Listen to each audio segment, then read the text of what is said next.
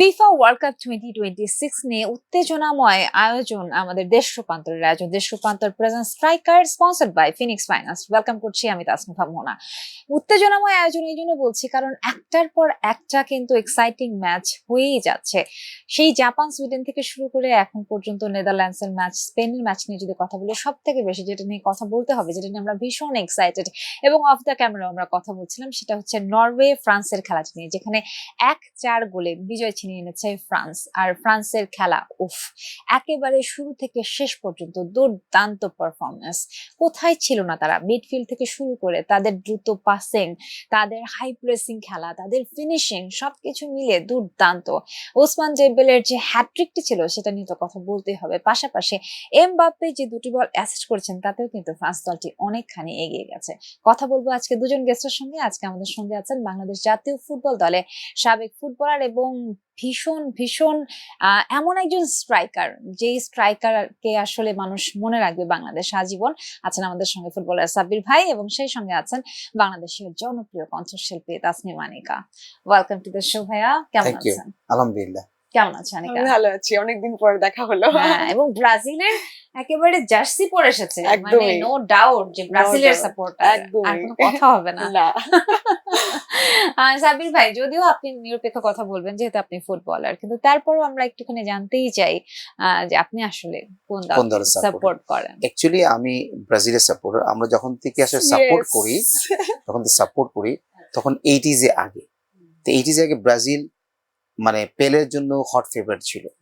80s এর পরে যখন 82 তে ম্যারাডোনা আসলো, আবির্ভাব হলো, তখন কিন্তু থেকে আর্জেন্টিনার সমর্থক আস্তে আস্তে আর্জেন্টিনার দিকে যাওয়া শুরু করলো।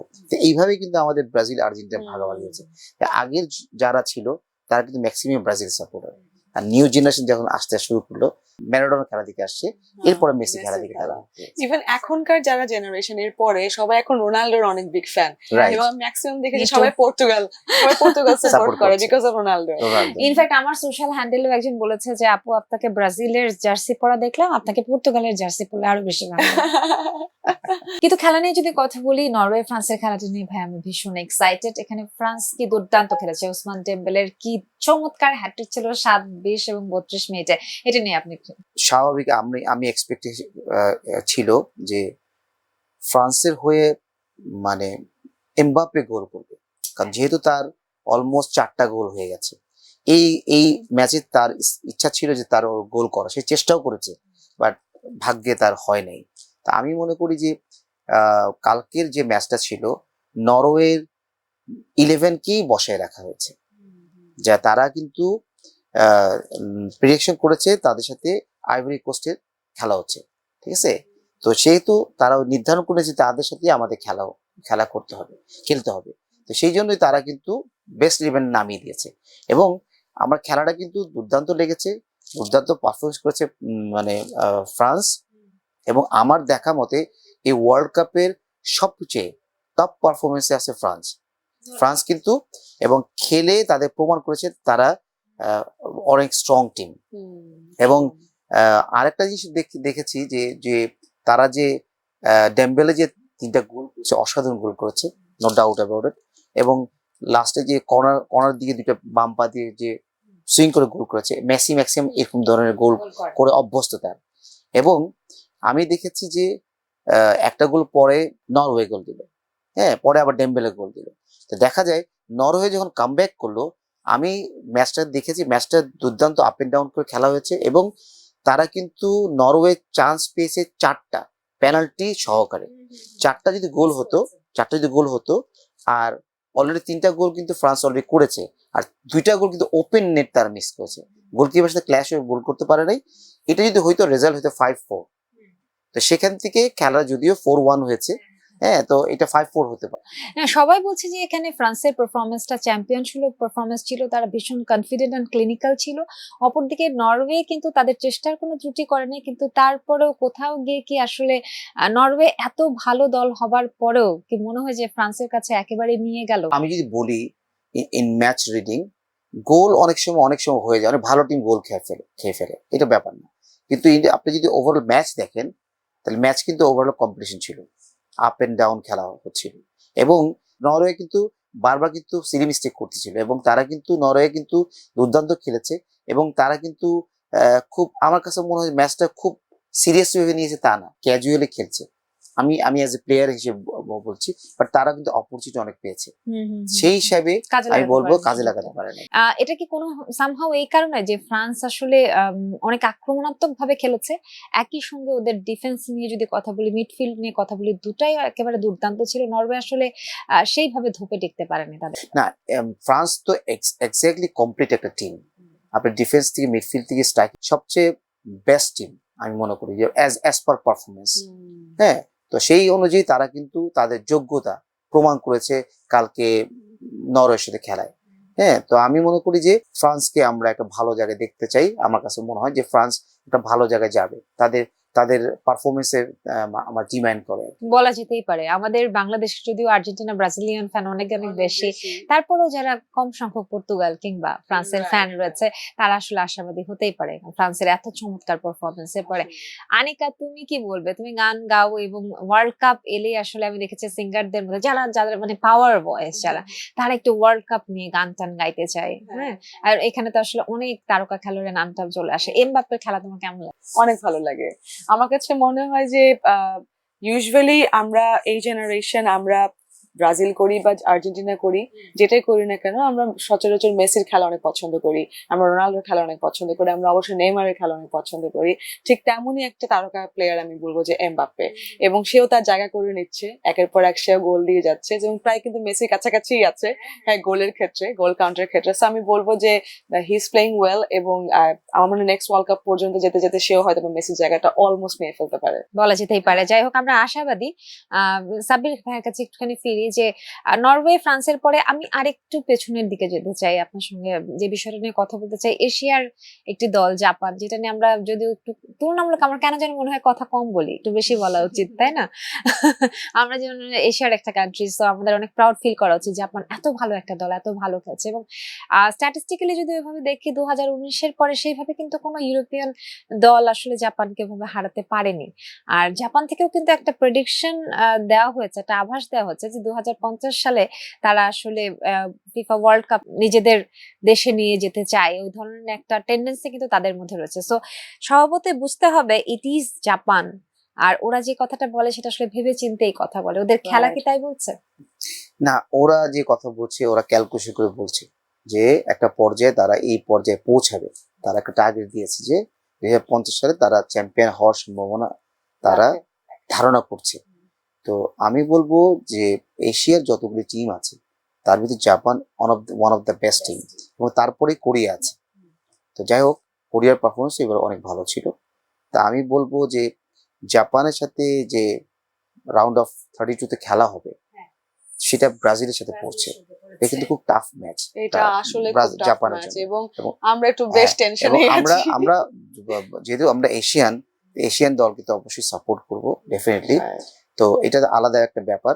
আমার প্রেক্ষাপট থেকে আমি অ্যাজ এ প্লেয়ার হিসেবে বলবো যে জাপান দুর্দান্ত খেলেছে ম্যাচগুলিতে, যতগুলি ম্যাচ খেলেছে তারা, এবং মানে সুপার মানে কি বলবো, জাপানের প্রত্যেকটা প্লেয়ারে আমি বলবো যে কাভারিং, তারপরে ডিফেন্সিং, মিডফিল্ডের তাদের দক্ষতা, এবং অ্যাটাকিং তাদের মানে মানে কি বলে দক্ষতা, এবং উইং সাইডে যেভাবে খেলা দরকার, ক্রসিং, হেডিং, এবং তাদের প্রেসিং, এবং তাদের ডিফেন্ডিং দুর্দান্ত, এবং তাদের ফিটনেস লেভেল অনেক অনেক বেটার।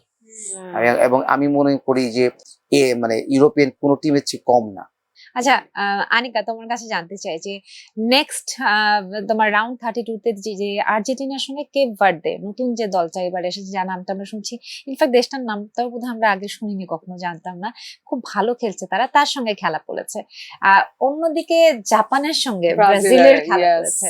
সো আমি জানি না, আমি কিন্তু somehow কি তুমি অফেন্ডেড আর্জেন্টিনাকে ফিল করছো কিনা? আমি আর্জেন্টিনাকে ফিফা কমিটির টিম বলি আর কি, বিকজ ওরা এত বেশি কিভাবে প্রিভিলেজ পায় আমি জানি না, যে খুব মানে তাদের ভাগ্যটাও অনেক ভালো, যেরকম কঠিন টিমের সাথে এখনো পর্যন্ত তাদের সম্মুখীন হতে হয়নি, কিন্তু আমাদের কেন না কোনো না কোনো ভাবে আসলে আমাদেরকে এই মানে পুল সিরাত গুলো পার করতে হচ্ছে। সেটাই ভাবছি যে ব্রাজিল ফ্যানরা কি একটু টেনশন করছে কিনা যে কি হবে সত্যি কি কথা হবে? বলতে আমাদের একটা যারা সিঙ্গার্সরা বা পারফর্মার্সরা আছে, আমাদের একটা গ্রুপ আছে, আমরা আর্জেন্টিনা ব্রাজিল আমরা একই সাথে, আমাদের একটা গ্রুপ আছে, আমরা প্রায় একসাথে খেলাও দেখি সব জায়গায়। সো যেটা হয় যে সেখানের মধ্যে বেশ কয়েকজন অলরেডি লেখা শুরু করেছে যে এটা কি হতে পারে আমাদের শেষ ম্যাচ একসাথে দেখা। তো এটা নিয়ে আমরা আসলে একটু নার্ভাস। আমি তো বলেছি যে আমি ওদিন বাসা থেকে বের হবো না, কেউ আমাকে নক দিও না, আমি একটু বাসায় বসে মানে মানে লিটারালি ভয়ে ভয়ে খেলা দেখবো। কারণ লাস্ট যে ম্যাচের সময় আমরা সবাই জানতাম যদি সেই ম্যাচটা তারা ঝাড়তো তাহলে জার্মানির সাথে পড়তো, বা ড্র করলে কিন্তু পড়তে হয়ে গেছে নেদারল্যান্ডের সাথে। সো হিসাবে ঘুরে ফিরে আমাদের ওই কঠিন দলগুলোর সাথে ছিল, পড়ার কথা ছিল। সো এখন জাপানের সাথে পড়েছে, লেটস সি কি হয়। সাবির ভাই, জাপানের প্রসঙ্গে আরেকটুখানি টানবো যে জাপানের যারা অ্যানালিস্ট যারা রয়েছেন, যারা অ্যানালিস্ট করছেন, তার পাশাপাশি কিন্তু তাদের বিশ্ববিদ্যালয় থেকে আরো 25 জন শিক্ষার্থী এসেছেন যারা অ্যানালিস্ট হিসেবে কাজ করছেন, এবং সেই কারণে জাপানের পুরাতন যে খেলাগুলো আছে সেগুলো যদি একটুখানি রিভিউ করা যায় তাহলে দেখা যায় যে ওরা ফার্স্ট হাফের থেকে সেকেন্ড হাফে অনেক বেশি ভালো খেলছে, এবং অনেক ক্ষেত্রে দেখা যায় যে প্রেডিকশন করা যাচ্ছে না কি করবে, এবং জাপান ভালো করে ফেলছে সেকেন্ড হাফের পরে গিয়ে। সো এটা নিয়ে আপনি কি? এটা কোচের স্ট্র্যাটেজি ডিপেন্ড করে।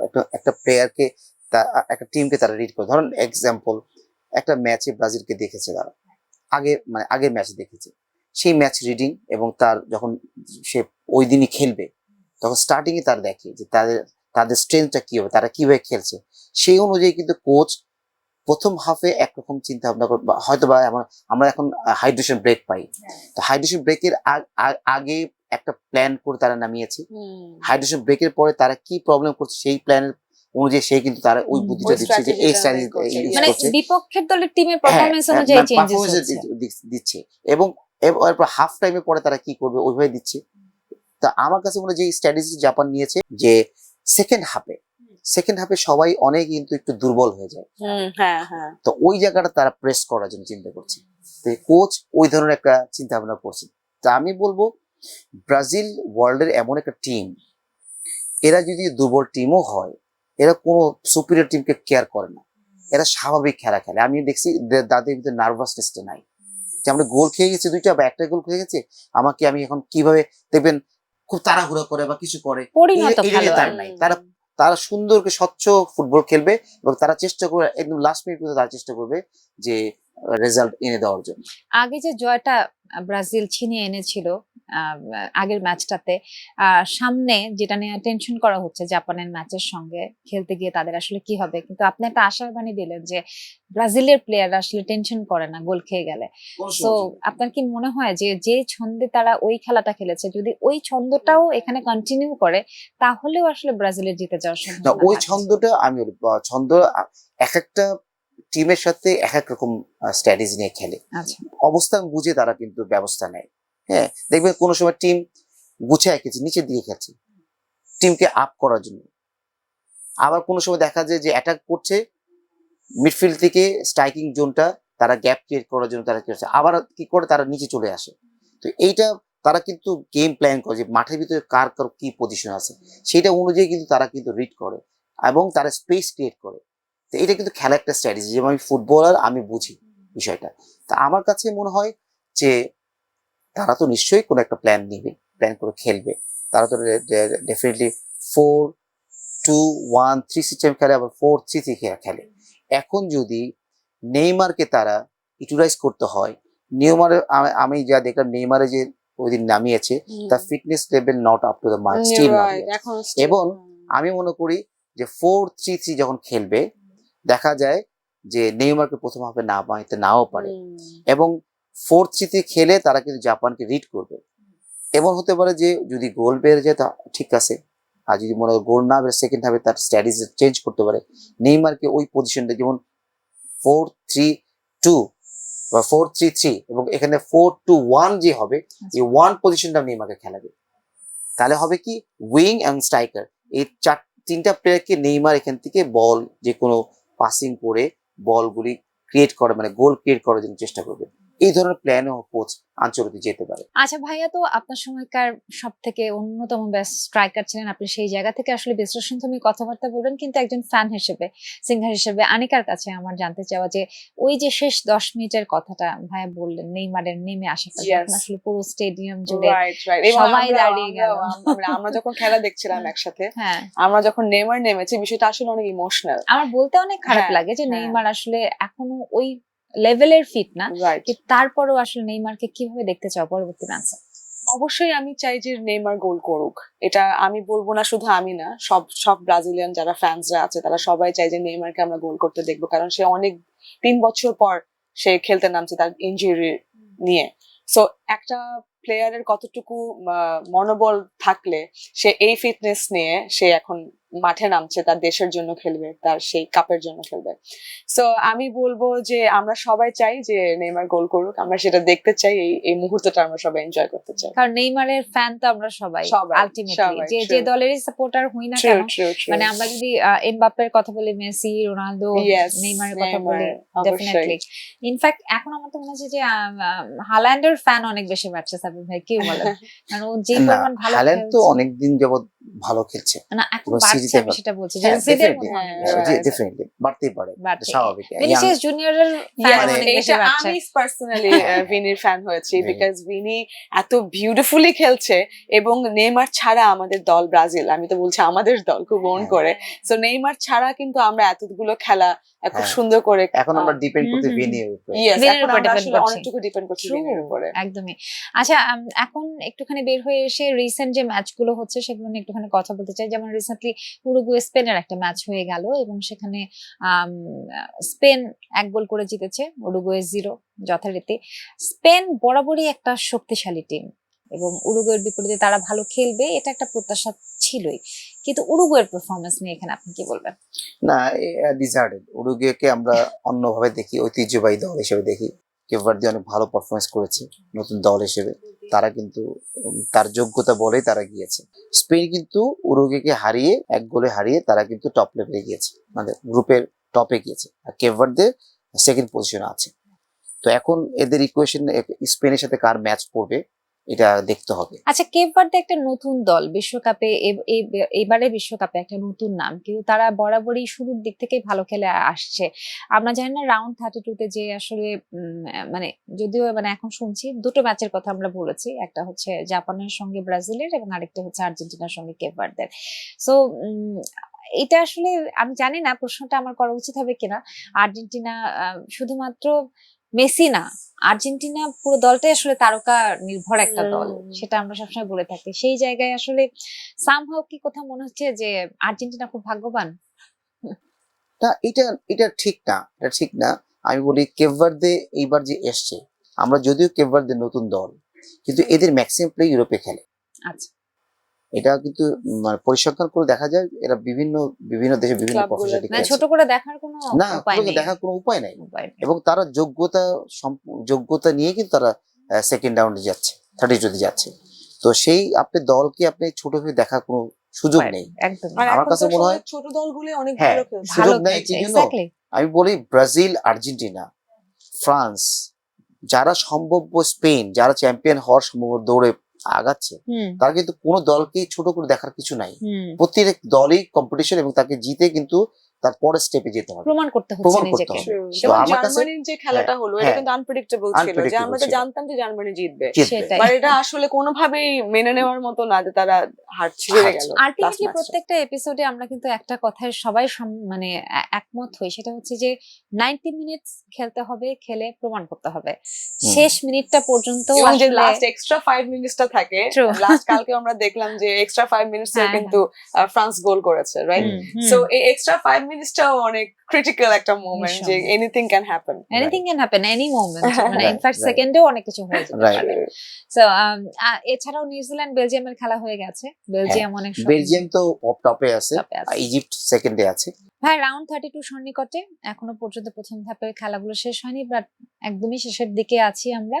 আম, এই এই সময়টা থেকে কি একটুখানি মানে কি বলবো, আমি একটা বড় লং জাম্প দিয়ে কি প্রেডিক্ট করা যায় যে আসলে পরবর্তীতে গিয়ে রাউন্ড 8 বা সেমিফাইনাল ফাইনালে গিয়ে কোন কোন দল সম্ভাব্য আসতে মানে পারে? আপনি কি আপনি মনে হয় বলতে আপনার? চাচ্ছেন কোয়ার্টার ফাইনাল হ্যাঁ। সম্ভাব্য। আমি মনে করি কোয়ার্টার ফাইনাল সম্ভাব্য যে দলগুলো আছে তার ভিতরে আপনার ফ্রান্স আছে, ব্রাজিল আছে, আর্জেন্টিনা আছে, ইংল্যান্ড আছে, স্পেন আছে, পর্তুগালকে বলতে পারি, এবং আমি মেক্সিকোকে বলতে পারি, মেক্সিকো, মরক্কো খুব ভালো দল। মরক্কো করতে বলতে পারি। মরক্কো তো আছে। তো 16 টিমের ভিতরে খুব সম্ভবত এরকম টিম নেদারল্যান্ড থাকতেই পারে, থাকতেই পারে। ডাচরা খুব ভালো পারফর্ম হ্যাঁ, করে তো আসছে। এদের যাওয়ার সম্ভাবনা বেশি, এবং এরা কিন্তু ওয়ার্ল্ড কাপে এরা কিন্তু একটা লেভেল পর্যন্ত যায় সব সময়। এটা কিন্তু প্রতিটা ওয়ার্ল্ড কাপেই তারা আসে ঘুরে ফিরে। ম্যাক্সিমাম টিম যারা আছে, যে নামগুলি বললাম আমি, এরা কিন্তু একটা লেভেল পর্যন্ত যায়, কোয়ার্টার ফাইনাল পর্যন্ত যায়, এরপরে সেমিফাইনাল, ফাইনাল। এটা ডিপেন্ড করে ম্যাচ, অনেক সময় দেখা যায় ভালো টিমও হেরে যায়। হ্যাঁ, এটা দুর্ভাগ্যের ব্যাপার। তবে আমি মনে করি যে এই দলগুলি সম্ভাব্য দল, এই যে নামগুলি বললাম, এই দলগুলিতে কোয়ার্টার ফাইনাল যায়, দর্শকরা খেলা দেখে উপভোগ করতে পারে, মানে মানে আমার তো মনে হয় আনন্দ যে পায়। ব্রাজিল আর্জেন্টিনা আনন্দ পায়। একটা যদি ম্যাচ হয়, আমি তোমাকে এই কোশ্চেনটা করতে যাচ্ছিলাম যে আরেকটু সহজ করে কোশ্চেনটা করি, যে ধরো একদম ফাইনালে গিয়ে ব্রাজিল খেলবে, ব্রাজিলের বিপক্ষে তুমি কি চাও, মানে কোন দল খেলুক? আমি আর্জেন্টিনাই চাই, সত্যি কথা কেন বলি। চাও? না, আমি এটা চাই কারণ আমরা যখন একসাথে খেলা দেখতে বসি, ব্রাজিল আর্জেন্টিনা এত ঝগড়া হয়। সো এই জিনিসটা আমি আরেকটু এনজয় করতে চাই, এবং সেটা আমি ফাইনাল বলবো না, সেটা যদি কোয়ার্টার ফাইনাল বা সেমিফাইনালও হয়, মানে উইল এনজয়। আমার কাছে মনে হয় যেদিন বাংলাদেশে ছুটি ঘোষণা করা উচিত। ধরো যে সমান সমান গোল দিয়ে ফেললো, টাই ব্রেকারের একটা যেটাই হোক, সিচুয়েশন এই যে ক্রিয়েট হলো। ম্যাচটা হবে হ্যাঁ, সেদিন আসলে সবার একটা সরকারি ছুটি হওয়া উচিত আর কি, এবং সবাই মিলে খেলাটা উপভোগ করা উচিত। না আমরা না, বাঙালি সরকারি বরাবর ছুটি না দিলেও দেখা যাবে যে ম্যাক্সিমাম লোকই যাচ্ছে না office এ। Exactly, so true. হ্যাঁ বলেন, আমাদের বরাবরই কিন্তু এই জিনিসটা ভালো লাগে যে বড় করে প্রজেক্টটা টানিয়ে হ্যাঁ, টিএসসি তে বা বিভিন্ন জায়গায় এরকম করে খেলা খেলা দেখছে। দেখা হচ্ছে। এটা একটা উৎসব। ইনফ্যাক্ট ইলেকট্রনিক্স এর দোকানের বাইরেও লোকজন দাঁড়িয়ে থেকে খেলা দেখতে। দেখো মোহনা, একটা যুদ্ধ থেমে গেল কারণ ইরান ইউএসএ তে খেলছে। হ্যাঁ, একটা যুদ্ধ থেমে গেল একটা ফুটবলকে নিয়ে, তাই না? সো এই তার মানে কি, এই ফুটবল, এই ওয়ার্ল্ড কাপ, এটা আমাদের জন্য একটা ইমোশনস এর জায়গা। জায়গায় তো সেটার কারণে সবাইকে একসাথে করে দেয়। একসাথে করাটা। আপাতত আমরা তিনজন এখানে একসাথে হয়েছি, আড্ডা চলছে স্ট্রাইকার প্রোগ্রামে, এবং আমাদের সঙ্গে একজন স্ট্রাইকার আছেন, ইয়েস, গানের স্ট্রাইকার আমাদের সঙ্গে বসে আছে, এবং মজার কথা হচ্ছে দুজনেই ব্রাজিল ফ্যান। ইয়েস। সো মানে এর থেকে আর হ্যাঁ। ভালো কি বা হতে পারে? আনিকার কাছ থেকে আমরা গান শুনতে শুনতে শেষ করবো আজকের গান আয়োজন। শুনবো? হ্যাঁ, Definitely. অবশ্যই। অসুবিধা নেই। কিন্তু সাব্বির এটা কি ভাইয়ের এটা কি কাছ ওয়ার্ল্ড থেকে- কাপের গান হবে নাকি নরমাল ওয়ার্ল্ড কাপের গান। ওয়ার্ল্ড ওয়ার্ল্ড World কাপের গান Cup-এর হবে। গান। Wow. Overall FIFA world cup 2026 কেমন হচ্ছে, এবং এটা নিয়ে আপনার আসলে এক্সপেকটেশন কি? Not bad, very good. এবার ওয়ার্ল্ড কাপ কিন্তু অনেক জমে উঠেছে, এবং ইউএসএ তো হচ্ছে, এবং অনেক দর্শক হচ্ছে, এবং 48 টিমস, অনেক ম্যাচ, প্রায় একটা টিম চ্যাম্পিয়ন 8টা ম্যাচ খেলতে হবে। তো এটা কিন্তু আসলে জমজমাট হচ্ছে, যদিও আমাদের জন্য একটু সমস্যা হয়ে যায় যে আমাদের 3টা 4টা 5টার সময় খেলা পড়ে।